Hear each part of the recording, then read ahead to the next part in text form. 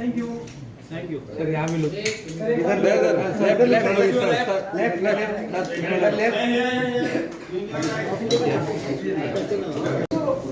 जो टेक्नोलॉजी है generative AI, ये काफ़ी रिसेंट टेक्नोलॉजी। तो इसका जो पहला बिग कमर्शियल प्रोजेक्ट आया वो लास्ट ईयर नवंबर या दिसंबर में आया।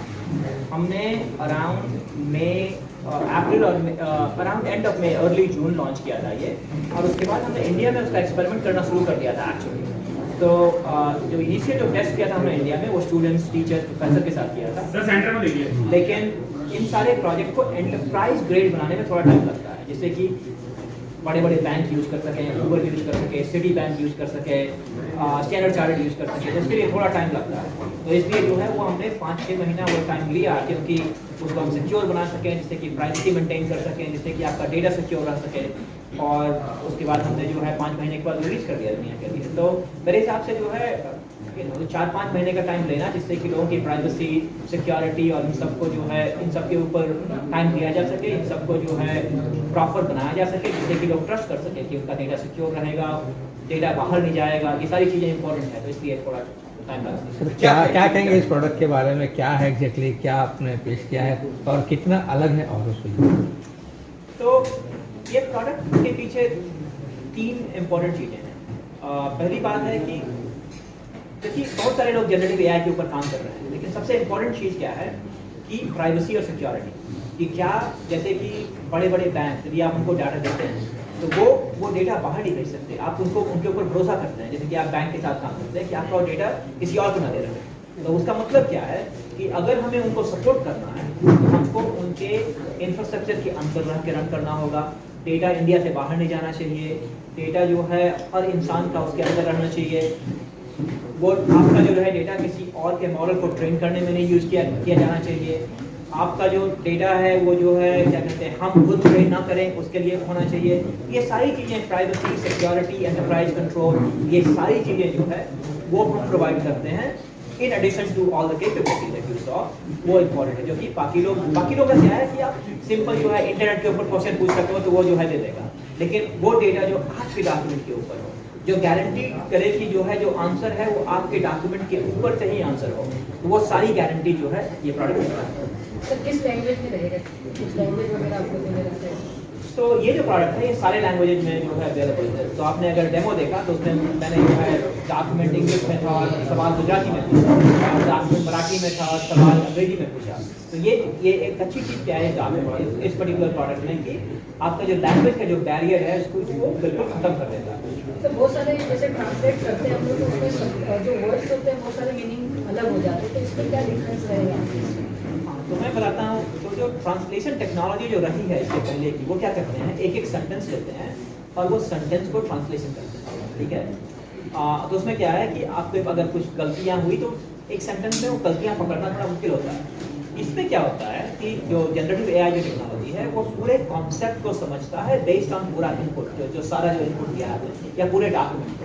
और अगर वो आपको समझ में आ गया और उसके बाद आप आंसर कर रहे हैं, तो ये एक्चुअली लाइक ये वर्ड टू वर्ड ट्रांसलेशन नहीं कर रहा, ये उस कॉन्सेप्ट को समझ रहा है। जैसे कि आप मुझसे हिंदी में सवाल पूछे और मैं आपको अंग्रेजी में जवाब दूँ, तो ऐसा नहीं मैं कर रहा हूँ कि मैं पहले हिंदी में जवाब निकाल रहा हूँ और अंग्रेजी में ट्रांसलेट कर रहा हूँ, ऐसा मैं नहीं कर रहा हूँ, राइट। मैं सोच रहा हूँ और डायरेक्टली इंग्लिश में बोल रहा हूँ, तो ये कॉन्सेप्ट वैसा है।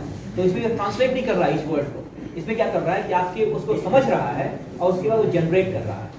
और इस वजह से जो है इसमें गलतियां कम होती है, और स्पेलिंग मिस्टेक और वो सब जो इनपुट में है वो आउटपुट में नहीं आता, क्योंकि ये वर्ड टू वर्ड ट्रांसलेशन नहीं कर रहा। सर अभी हमने वेबसाइट देखी आपकी, उबर, स्टैंडर्ड चार्टर्ड सारा पे है।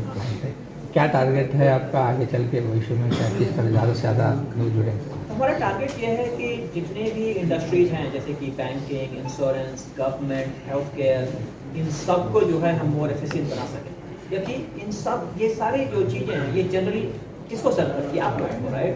अगर ये सारे लोग जो है इन सब टेक्नोलॉजी को इस्तेमाल करना शुरू करें तो ये किसका फ़ायदा है, ये आपको होगा। जैसे आप अगर लोन के लिए अप्लाई करते हैं, अगर आपको लोन 5 मिनट में मिले रादर देन जो है 5 हफ्ते में, तो सबको फ़ायदा है ना। अगर आप जब इंश्योरेंस क्लेम करते हैं, अगर 3 महीने के बजाय वो 3 दिन लगे तो सबको फ़ायदा है ना। तो हमारा क्या गोल है कि टू इनेबल जितने भी ऑर्गेनाइजेशन हैं वो सारा ये प्रोडक्ट यूज करके सारी दुनिया को बेहतर सर्विस दे सकें।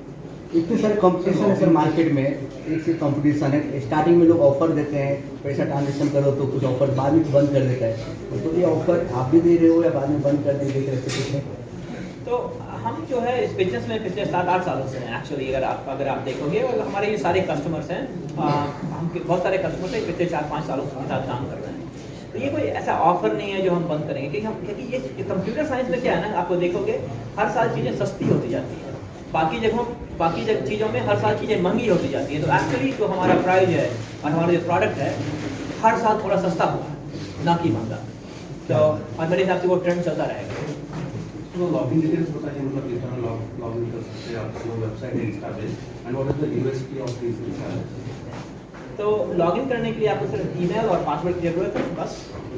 और इन चार्जेस, अभी जो आता है कुछ दिन चलते हैं, 3 दिन यूज होने के बाद फिर उन लोग चार्ज करते हैं। हाँ, तो वो बेसिकली क्या है, पहला 500 क्रेडिट फ्री है, उसके बाद जो है हर क्वेश्चन डिपेंडिंग अपॉन कितने पेज के ऊपर पूछ रहे हो, तो उसके लिए वो जो है 8 या 9 पैसे लगते हैं, 7 या 8 पैसे पर क्वेश्चन के लिए। लेकिन आप सोचो कि आप जो है जैसे बड़ा सा लीगल डॉक्यूमेंट, उसके ऊपर जो है आप सवाल पूछ रहे हो कि बताओ इसका की मुद्दा क्या है, 8 पैसा जो है काफ़ी सस्ता है। तो ऐसा नहीं है कि जो है बहुत महंगा है। जो क्रेडिट जो हम चार्ज कर रहे हैं वो हर क्वेरी के लिए जो है बहुत ही कम है। कितना डिफरेंट है इंस्टा पे चैट जीपीटी, बिकॉज़ दोनों एआई है, तो आपको कितना क्या कुछ चेंजेस है? हाँ, तो चैट जीपीटी जो है ना वो इंटरनेट के डेटा के ऊपर लिखा गया है। जैसे कि आपको सवाल पूछना है कि भाई इस चीज़ का सवाल बताओ, तो उसने जो इंटरनेट से सीखा है उसके ऊपर जवाब देता है। और चैट जीपीटी बहुत ही अच्छा टूल है। चैट जीपीटी एक बहुत ही अच्छा टूल है। उसमें जैसे गूगल सर्च आप करते हैं तो इंटरनेट से रिजल्ट देता है, राइट। लेकिन अगर आपको जो है इंटरनेट, जैसे कि आपको जो है प्रॉपर्टी पेपर खरीद रहे हो और उसने सारा प्रॉपर्टी का जो है डॉक्यूमेंट दिया, आपको गूगल सर्च से आंसर नहीं मिलेगा ना कि इसमें क्या। आप लॉयर के पास जाओगे, बोलोगे भैया मेरा पेपर पढ़ो और बताओ कि इसमें सब ठीक ठाक है या नहीं, राइट। तो इंस्टाबेस क्या करेगा, आप इंस्टाबेस को अपना प्रॉपर्टी पेपर दोगे, वो आपके पेपर को पढ़ेगा और उसके हिसाब से आंसर देगा, वो इंटरनेट का आंसर नहीं देगा। तो ये डिफरेंस है, क्योंकि हमारा क्या मानना है कि इंटरनेट के लिए अच्छे टूल हैं, गूगल है, चैट जीपीटी है, वो काफ़ी अच्छे टूल हैं, लेकिन कोई ऐसा टूल नहीं बनाया गया है जो कि आपके डॉक्यूमेंट को समझे और जो आंसर है वो बेस्ड ऑन आपके डॉक्यूमेंट के ऊपर है। तो वो इंस्टाबेस